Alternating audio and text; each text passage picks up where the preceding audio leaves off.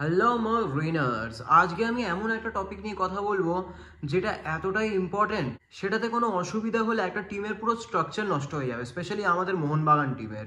কিন্তু তার সত্ত্বেও আমরা সবাই, আর জোসে মলিনিয়া যে কোচ আমাদের, সে নিজেও এটাকে খুব একটা ইম্পর্টেন্স আপাতত এতদিন ধরে দিয়ে থাকেনি। সেটা হচ্ছে ডাবল ডিফেন্সিভ মিডফিল্ডার খেলানো। আর এখানে আমি ডাবল ডিফেন্সিভ মিডফিল্ডার আমি কেন বলছি, এই কথাটা আমি সবার আগে বলে দিই। ডাবল ডিফেন্সিভ মিডফিল্ডার মানে এই না যে চারটে সেন্টার ব্যাকের পর যারা দুজন থাকবে ডাবল ডিফেন্সিভ মিডফিল্ডে তারা শুধু ডিফেন্সই করে যাবে। যখনই একটা টিম ডাবল ডিফেন্সিভ মিডফিল্ডারে খেলে, একজন হয় হোল্ডিং ডিফেন্সিভ মিডফিল্ডার, আরেকজন হয় সিডিএম, যাকে বলে সেন্ট্রাল ডিফেন্ডিং ডিফেন্ডার।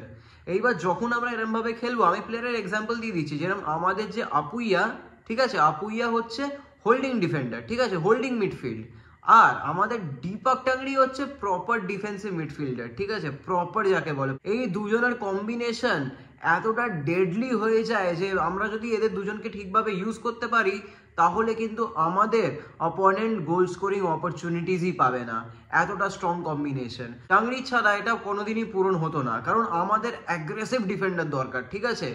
আপুইয়া আছে আর তার সাথে টাংরি, আর যেরকম আমি বললাম, আপুইয়া কিন্তু সেন্ট্রাল মিডফিল্ডার, ঠিক আছে, ওর কাজ হচ্ছে হোল্ড করা বলকে, হোল্ডিং মিডফিল্ডার।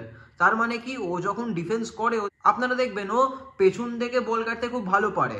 মানে অপোনেন্ট যদি এখানে আছে, আপুইয়া তার সামনে আছে, ঠিক আছে, ও এখান থেকে বল কাটতে খুব ভালো পারে। কিন্তু যখন আপুইয়া ফেস টু ফেস অপোনেন্টের সামনে আসে, তখন ভেবে জায়গা খেয়ে যায়, কারণ ও প্রপার ডিফেন্ডারই না, ঠিক আছে, ও একটা মিডফিল্ডার, ওর কাজ ডিফেন্ডিং না।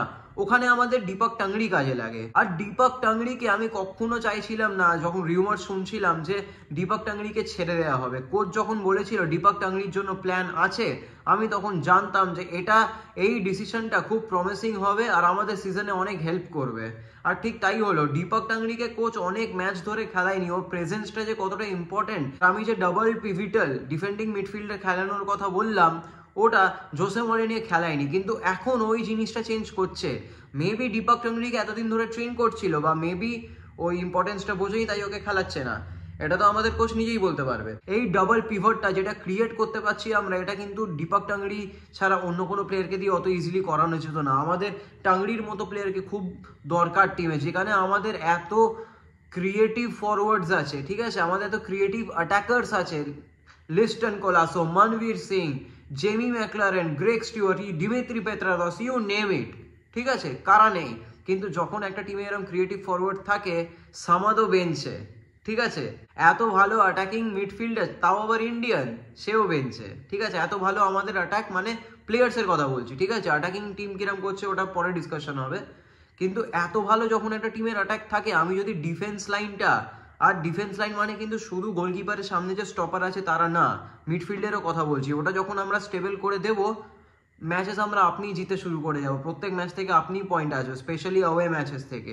আমরা যে এই কম্বিনেশনটা করেছি জামশেদপুরের সাথে খেলার সময়, এই কম্বিনেশনটার জন্যই জামশেদপুর কিন্তু অতটা অ্যাটাকে ঢুকতে পারেনি, ঠিক আছে, ওরা একদমই অতটাও ভালো গোল স্কোরিং অপরচুনিটি পায়নি, কারণ এটা আমাদের ডিফেন্সে খুব টাইট করে দিচ্ছিল, যেটা আমাদের সিজনে প্রথম থেকে প্রবলেম ছিল, যে ডিফেন্স ডিফেন্স অ্যান্ড ডিফেন্স, যেটা আমাদের সব থেকে বড় প্রবলেম ছিল।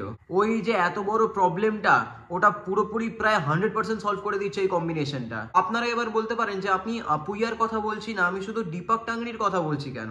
তার কারণ হচ্ছে আপুইয়াকে এতদিন ধরে খেলাচ্ছে, ঠিক আছে, যেটা করাচ্ছে ওটা একদম ঠিক করাচ্ছে, তো ওটা নিয়ে আমার কোনো কোয়েশ্চেন নেই, ঠিক আছে। কিন্তু দীপক টাংরিকে এতদিন খেলাচ্ছিল না, তার রিজন কোচই জানে, ওকে 90 মিনিটসে নামাচ্ছিল।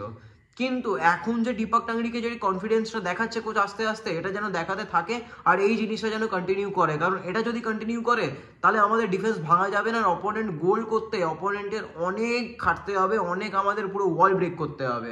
আমাদের যে স্ট্রাকচার আছে পুরো ডিফেন্সে, ওটাকে ডিস্ট্রাকচার করতে হবে, সেটা অত ইজি কাজ না, একদমই না। জামশেদপুর কতটা অ্যাটাক করেছে, কত ভালো খেলছিল আমাদের সাথে খেলার আগে, এটা আমরা নিজেরাও দেখেছি যে ওরা কত সুন্দর অ্যাটাকে উঠতে পেরেছে, কত সুন্দর ওরা ডিফেন্স ভেদ করে গোল দিতে পেরেছে।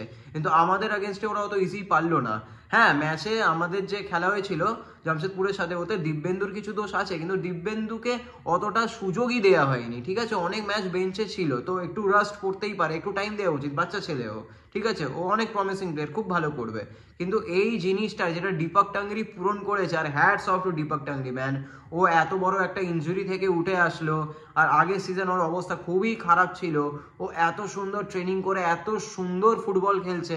Hats off to him. আমি আরো সুন্দর ফুটবল খেলতে দেখতে চাই দীপক টাংরিকে, ওর থেকে অনেক এক্সপেকটেশনস আছে আমার। কিন্তু ওর ইম্পর্টেন্সটা কোচ বুঝতে পেরেছে, এটাতেই আমি অ্যাজ এ মোহনবাগান ফ্যান খুব খুশি আছে। এরম ভাবেই ওকে খেলাতে থাকে, স্পেশালি ক্রিটিক্যাল অ্যাওয়ে ম্যাচেসে, তাহলে অ্যাটলিস্ট আমাদের হারার চান্সেস তো একদমই থাকবে না।